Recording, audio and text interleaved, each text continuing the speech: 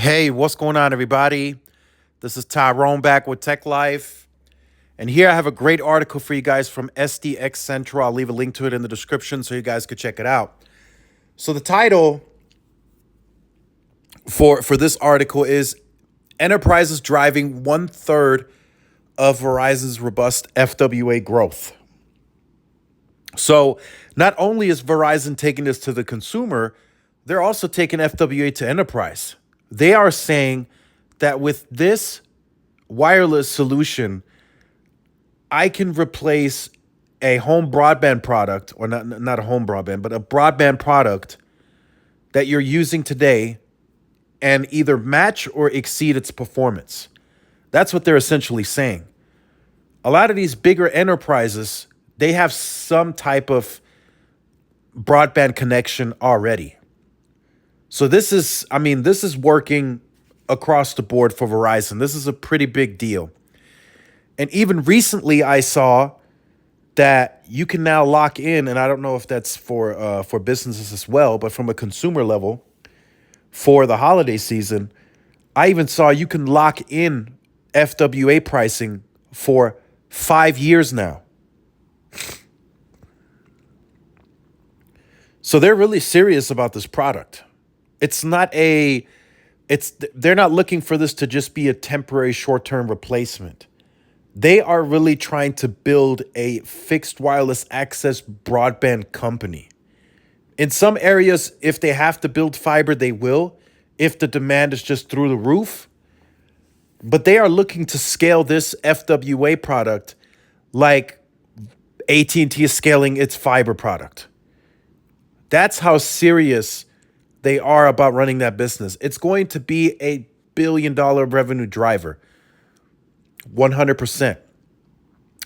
So this is an actual use case that's translating into big money for the company. Millimeter wave has not translated to that type of success on the financial side. Now, of course, millimeter wave is helping some with this enterprise situation, right? If there's an end-to-end connection, Verizon will send a technician. They'll put a antenna on the roof, and that's how they connect to the millimeter wave node.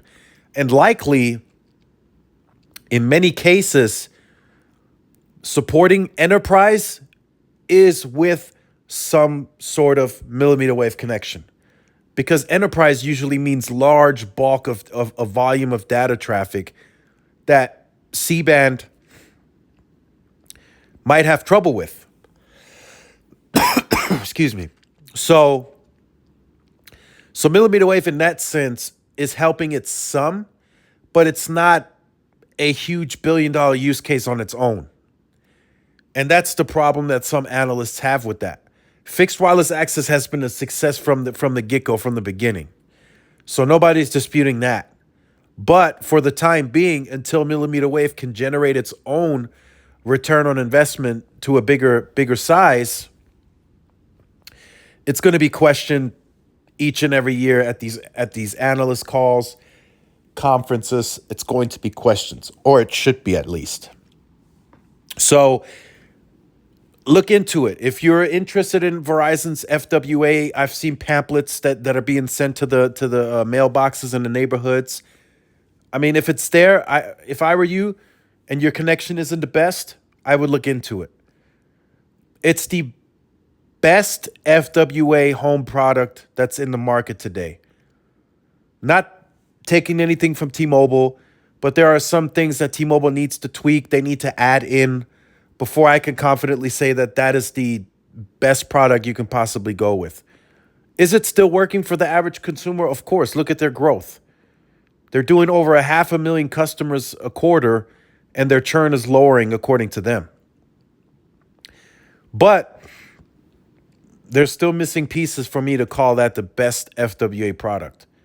And I mentioned this in a lot of videos already. Port forwarding is missing. Open NAT type's missing.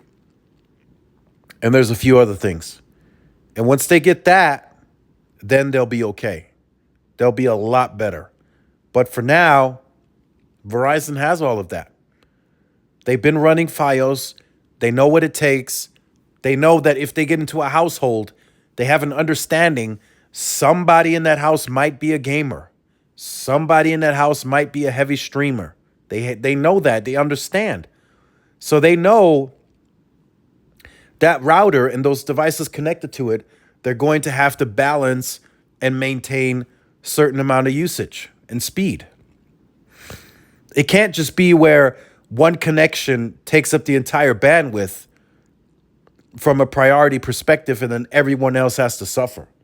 It just can't be like that. That's not how it should operate. And I see that more and more with T-Mobile's home internet. If there's a heavy file like gaming, for an example, if I'm downloading a big update, the connection goes haywire for everything else. If I'm streaming on Apple TV Plus, if it's a high quality 4K movie or show, the connections tends to go haywire a bit, meaning pings go up, jitter spikes. I will say, when I'm doing the 4K streaming on the Apple TV Plus, pings and jitter don't spike as high versus downloading a large gaming file. So I will say that. But it's still perceived. I'm still going to perceive that as a negative. And that's why I have to say that Verizon has the better overall FWA product in the market today.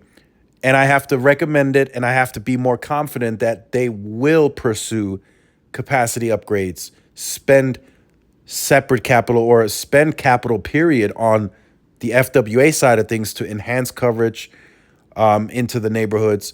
Or, offloading capacity, C-RAN, small cells, whatever, cell splits, that they're actually going to do this.